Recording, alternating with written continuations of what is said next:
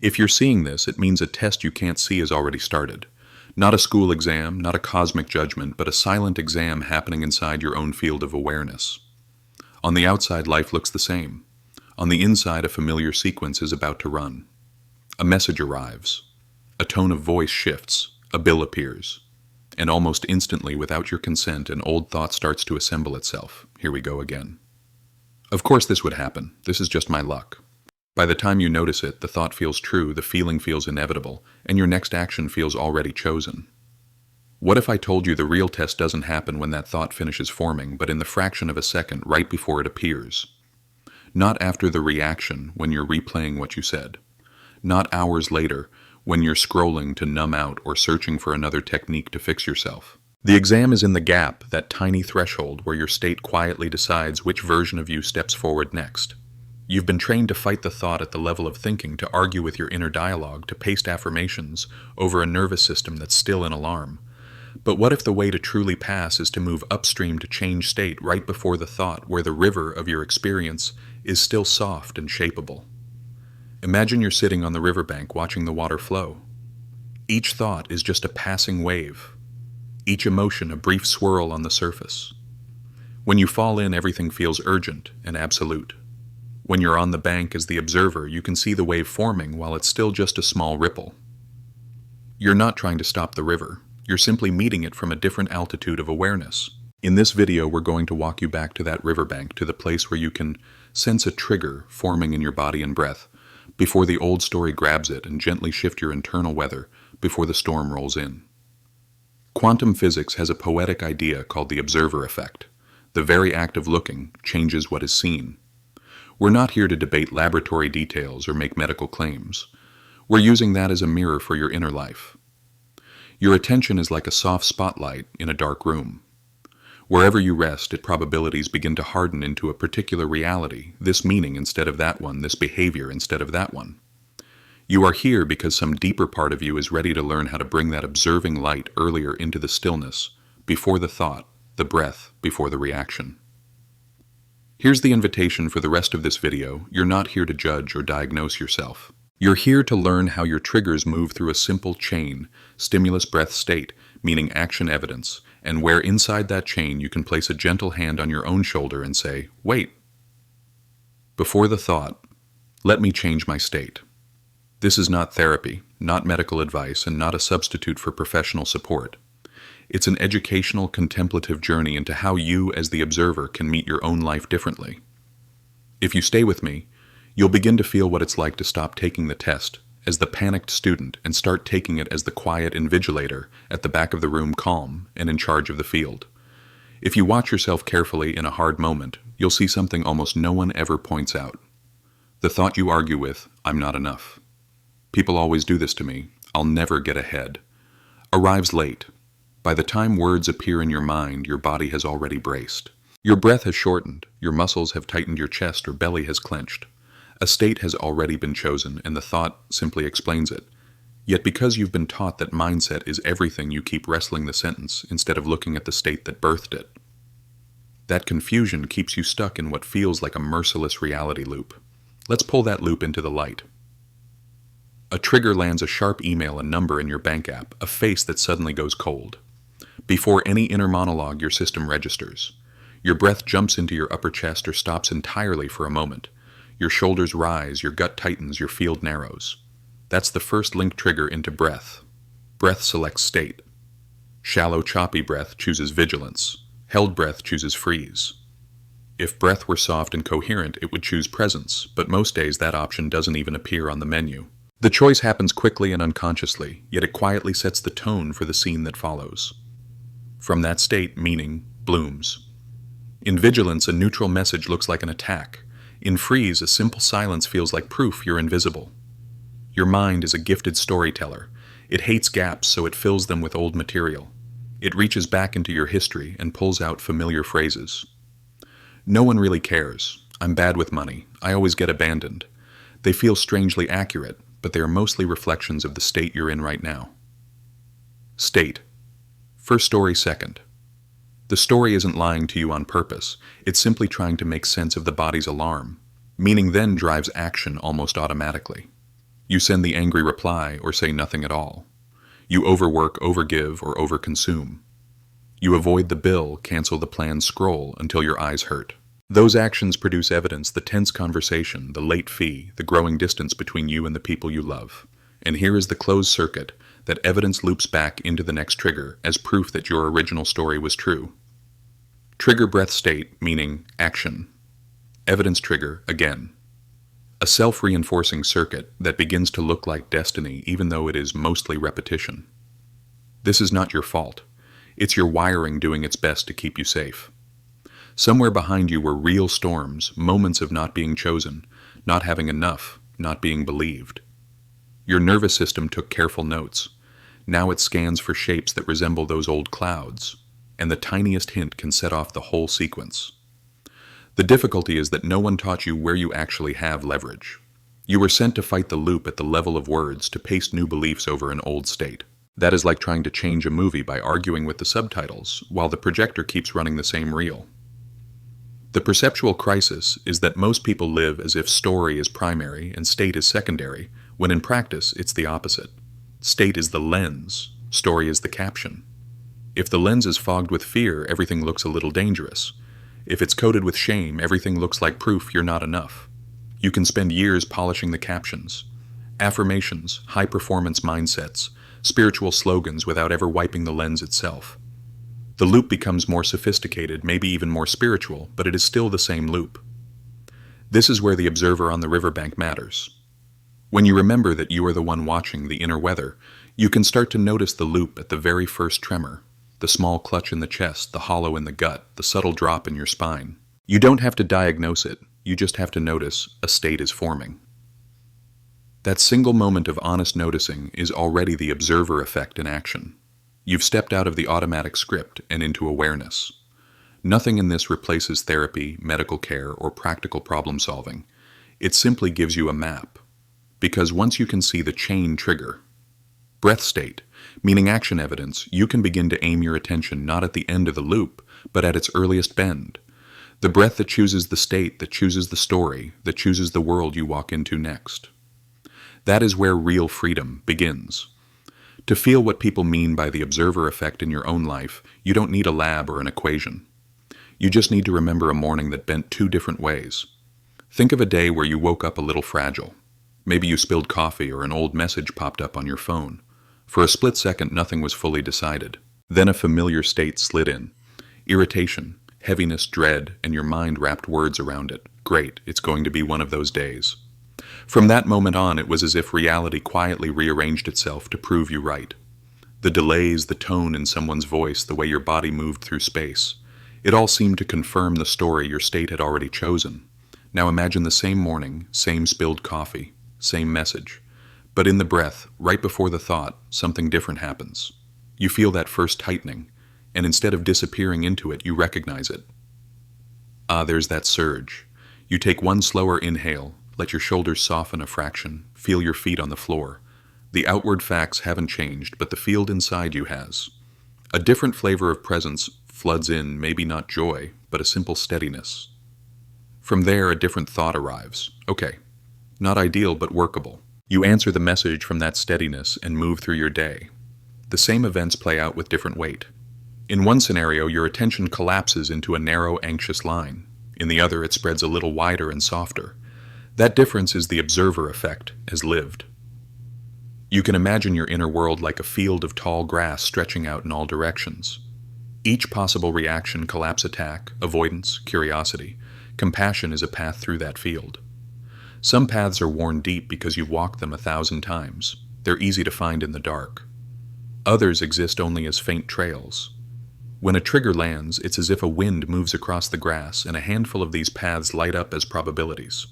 In a fraction of a second, your state picks one and your attention follows. You don't decide in the way you're used to thinking about decisions. Your state makes the choice for you. The observer effect in this metaphor is not about forcing the field to behave. It's about standing at the edge of those paths with just enough stillness to see more than the deepest groove. When you notice the capital N kind of noticing, that is gentle and precise, my chest is tightening, my breath is climbing, you are already shifting which paths are lit. You are no longer inside the reaction looking out. You are on the riverbank watching several currents at once. That slight change in vantage point alters which probabilities feel available. Attack might still be there, but suddenly there is also pause, clarify, or even walk away. Coherence is what it feels like when your breath, body, and attention are moving in the same rhythm.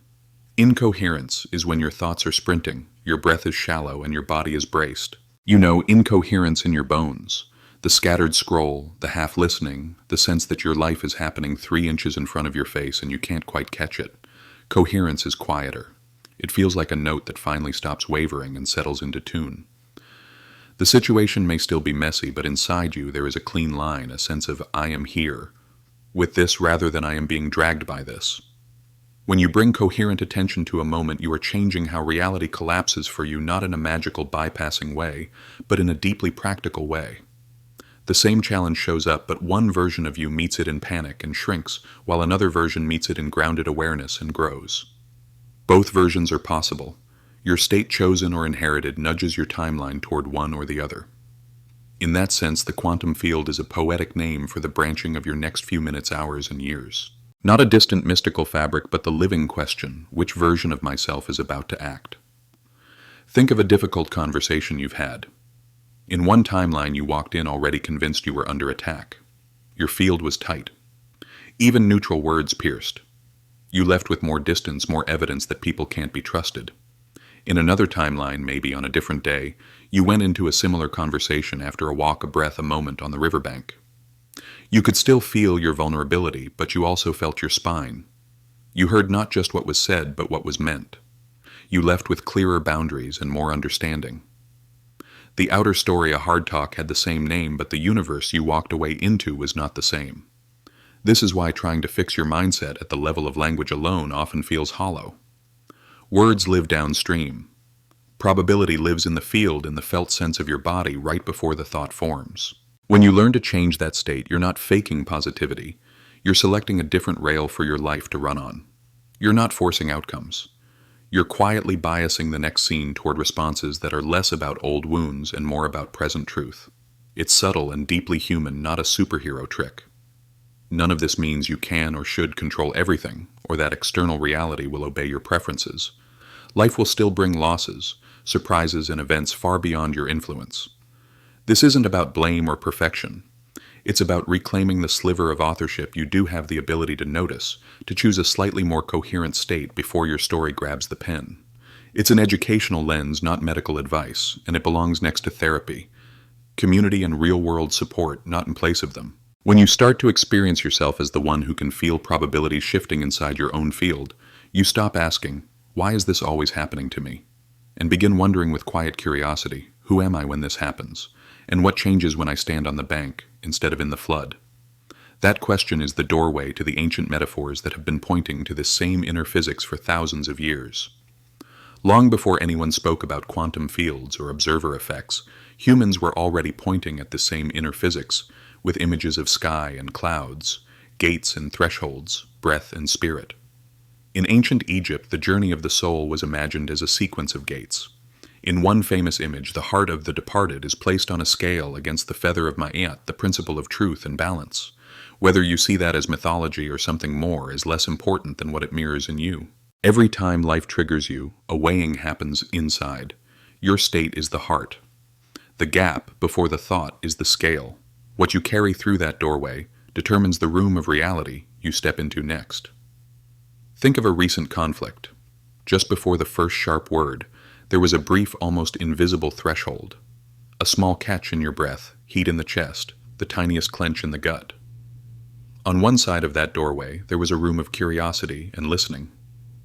On the other side, a room of attack, defense, or shutdown. In Egyptian language, your inner heart was touching the feather of Ma'at. If your state was heavy with old hurt or fear, the scale tipped and you crossed the gate in armor. Not because you were bad or weak, but because you were carrying more weight than that instant could transform. When you start to notice these micro-thresholds, you are doing a modern kind of temple work, arriving at each inner gate with just enough stillness that your state can lighten even slightly before you step through.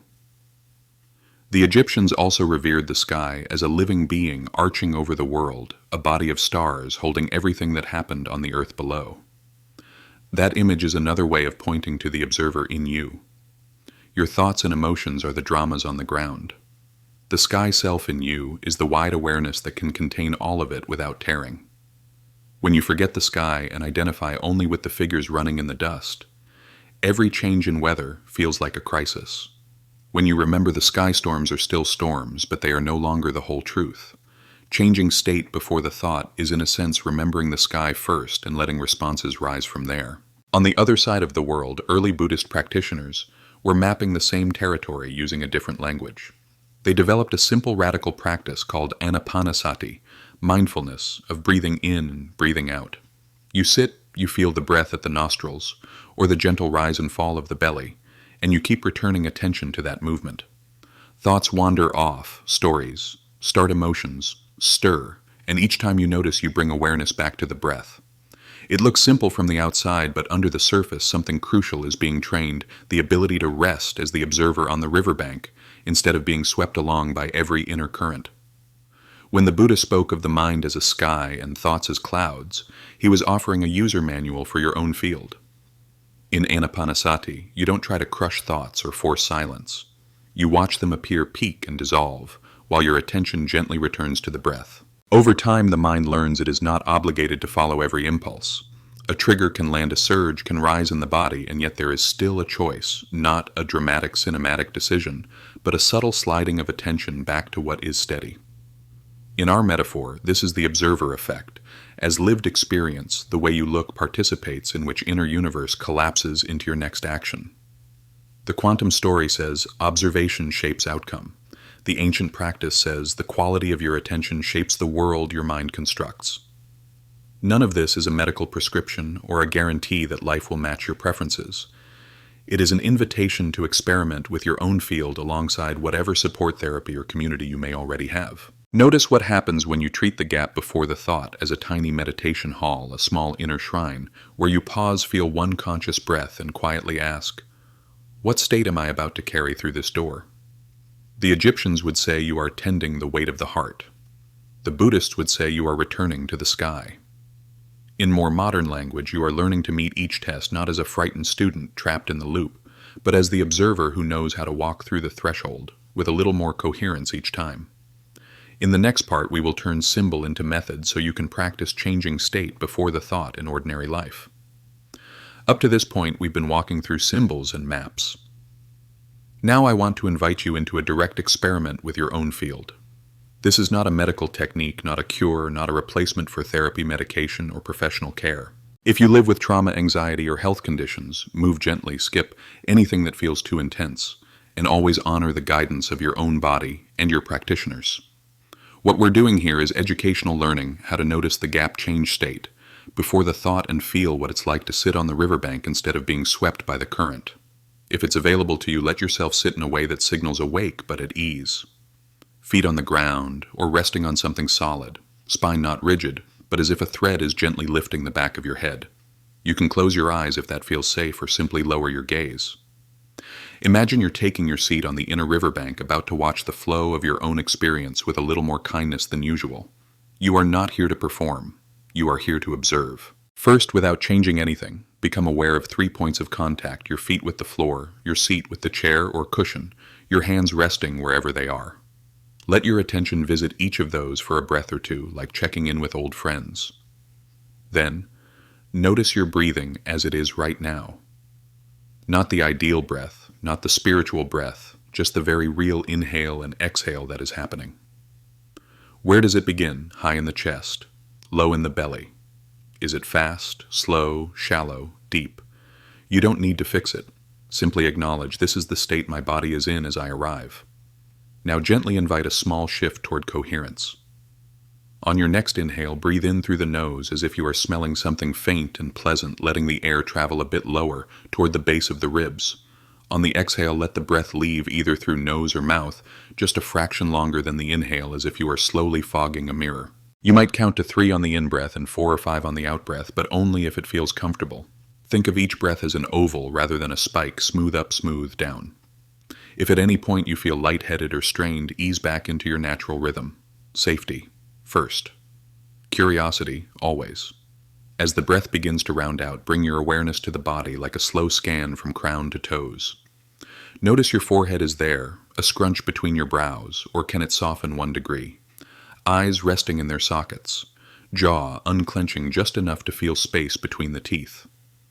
Breath continues its gentle oval as you travel down the neck into the shoulders. If you find a tightness, don't attack it or demand it relax. Simply say inside. Tension is here, and give that area one extra slow exhale as if you're exhaling into that space. Then continue down through chest, belly, hips, legs, all the way to the soles of your feet. Every place you meet is not a problem to solve, but a doorway you're acknowledging. Now we'll visit the gap. As you breathe in your gentle oval, begin to notice what happens right at the top of the inhale and at the bottom of the exhale. There's a tiny moment where the breath turns around. You're not forcing a hold or stretching anything. You're simply letting the natural pause reveal itself, like noticing a comma in a sentence you've read your whole life. In that brief stillness, sense the Egyptian scale of Mayat. Your heart, your state lightly touching the feather. Sense the Buddhist sky clouds of thought, but for a moment only the vastness is obvious. For 2 or 3 breaths, let your attention rest more in that turnaround point than in the air itself. You are training your nervous system to recognize. Here is the place where I can change state before the next thought. From here, let's bring this into daily life with tiny micro protocols. Picture yourself about to open a difficult email. Before you click, feel your feet invite one oval breath, and notice the first impulse in your body, tight chest forward, lean jaw set. That is the early signal of the loop. In that exact gap, give yourself one extra exhale and silently name your state in 1 or 2 words. Bracing, rushed, anxious, heavy. Naming is not self-criticism. It's how the observer says, I see you. Then ask softly, is there a 5% softer state available right now? Not perfection, just 5%. Let the next breath answer. In conversations, you can practice what I call the riverbank blink. When someone says something that hooks you, instead of firing back from the first surge, feel your spine touch the back of the chair, or imagine your awareness stepping half a step behind your eyes. 1 slow exhale. Feel the gap at the bottom of the breath. In that instant, ask, what am I about to carry through this doorway? Maybe you still speak firmly. Maybe you choose silence. But the action is now encoded from a slightly different field, less from reflex, more from presence. That is changing state right before the thought blossoms into words. Money is another powerful arena to practice. The next time you open your banking app or see a bill, notice your body's first response. Is there a drop in your stomach, a rush of heat, a desire to look away? Before the story, I'm doomed, or I'll never get ahead. Fully forms, place a hand on your chest or belly if you can, and take 3 coherent breaths in for 3, out for 5. Feel the gap at the end of each exhale. Then, from that slightly steadier place, let one gentle sentence arise, like I am here with this, or this is one moment, not my whole life. You haven't solved everything, but you've shifted the state that will choose your next step. You don't need long formal sessions to make this real. A few minutes in the morning, a few at night, and several tiny gaps throughout the day are enough to begin rewriting the grooves in the field. Some days you'll forget until after the storm. That's okay. Remembering late is still remembering. Each time you notice, breathe, and feel the gap. Even in retrospect, you are strengthening the observer's seat on the riverbank. Over time, your system starts to remember on its own. The state begins to shift a little earlier, the thought arrives a little softer, and the test you keep facing no longer feels like a punishment but like a practice. If at any point these exercises increase your distress, that is valuable information too. You might choose to shorten the practice, keep your eyes open, or simply return to feeling your feet and the support beneath you. You might bring what you notice into a conversation with a therapist, coach, or trusted friend. This work is not meant to isolate you, but to reconnect you to your body, to your field, to the part of you that can sit in stillness even when life is loud. In the next part, we'll walk this observer state directly into the arenas that test you. Most money, relationships, leadership, and explore how changing state before the thought quietly shifts you from victim of the loop to creator of the next scene. You've begun to feel the shape of the gap, that fragile threshold where state chooses story. Now we step into the moment that truly changes the game. The shift from living as a victim of your loop to living as a quiet creator within it. Being a creator here doesn't mean controlling life or manifesting perfect outcomes. It means recognizing that while you can't choose every trigger, you can participate in the field that chooses your next response. State becomes the hinge, story becomes the echo, Strategy becomes the outward choreography of that inner choice. First, name what victim of the loop actually feels like. In victim mode, life is something that happens to you while you grip the steering wheel with the brakes already pressed. The email arrives, the bill posts, the silence stretches, and your nervous system hits its familiar pattern before you're even aware of it. Panic, shame, anger, numbness. A state surges up and the mind rushes in to explain it. This always happens, I never learn. I can't catch a break. From there, your actions are mostly damage control. You apologize from collapse attack, from rage, or disappear in avoidance, and the evidence seems to prove the story true. Creator mode doesn't erase difficulty. It reorganizes your position in relation to it. As a creator, you still get surprised, disappointed, even heartbroken. But you learn to meet the first surge with the observer's presence and ask a different question in the gap. Not, why is this happening to me, but who do I choose to be with this? That question redirects your attention from explanation to authorship. You stop interrogating the universe and begin tuning your own field. State becomes something you can influence, even if only by a few degrees, and a few degrees repeated over time quietly bend entire timelines. Let's walk into the first arena, money. You open your banking app, see the number, and your stomach drops. In victim mode, fear clamps down and the story appears. It's always like this, I'm terrible with money. From that state, you rush avoid or numb out. To shift into creator mode, you start with the body, not the story. Feel your feet. Take 3 oval breaths longer on the exhale. Notice the gap at the bottom of each breath and name your state with a simple word, scared, ashamed, tight. Then ask, what is one honest kind action I can take from a slightly softer state? Maybe it's reviewing a single bill, sending one email, or setting a short money session instead of spiraling all evening. Now step into the arena of relationship. A message comes later than you hoped, or the tone feels off. In victim mode, your body floods with old abandonment and the story leaps in. They don't really care. I should pull away. You react from that state, pushing, punishing, or vanishing, and the connection becomes a replay of older pain. As a creator, you still feel the sting, but you treat it as a bell. You feel the surge step onto the inner riverbank and take a conscious breath before you reply or withdraw. In that gap, you ask, what am I about to encode into this connection? From a slightly softer state, you might answer with curiosity instead of armor, and that alone begins to bend the pattern. Finally, step into the field of leadership. This isn't only a job title, it's any moment where your state shapes the room. Imagine walking into a meeting that's already tense. In victim mode, you feel powerless or resentful, clamp down or check out, and the atmosphere follows your incoherence.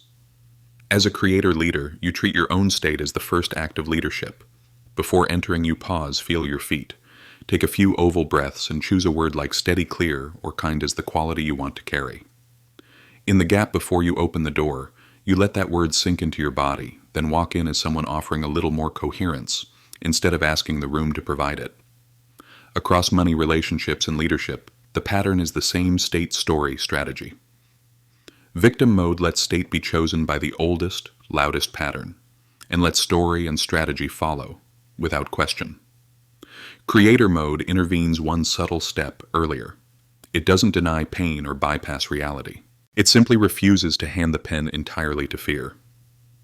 You will still be triggered, you will still forget and fall into the loop, but each time you remember to notice, breathe, name, and ask, you strengthen a different muscle. The one that can stand on the riverbank, feel the storm, and still choose how you step through the next doorway. That quiet shift is what over time restores your sense of dignity and belonging in your own life. A theme will deepen in the next part. At some point, this stops being about techniques and starts being about who you understand yourself to be. You came here thinking in terms of tests and loops, passing or failing at life, maybe hoping for a trick that would finally let you win. But as you've sat on the riverbank of your own experience, you've seen something quieter, the one who notices the loop is not broken. The one who feels the surge, catches a single conscious breath, and sometimes chooses a slightly kinder state before the thought that one is already whole. This work isn't about upgrading yourself into a more acceptable human. It's about remembering the dignity that was there before any story was written about you. Dignity here is not status or perfection. It's the simple fact that you are a conscious point in this field, a place where life becomes aware of itself. When you treat your nervous system as a defect, a machine that always fails the exam, you shrink that dignity down to the size of your harshest story. When you recognize that your body has been doing its best with what it was given, that your loops once kept you safe, something softens. The question shifts from what is wrong with me to what has happened to me and how can I walk with it differently now. In that shift, a sense of belonging begins to return. From there, belonging quietly extends outward. The more you taste the observer in yourself, the easier it is to sense it in others. You begin to see that the person snapping at you is also caught in their own sequence of trigger breath state, meaning action evidence. This doesn't mean you excuse harm or lower your boundaries. It means you can hold a wider context while you act. When you enter a room and choose coherence over reflex, you're offering everyone present a slightly wider sky to breathe under.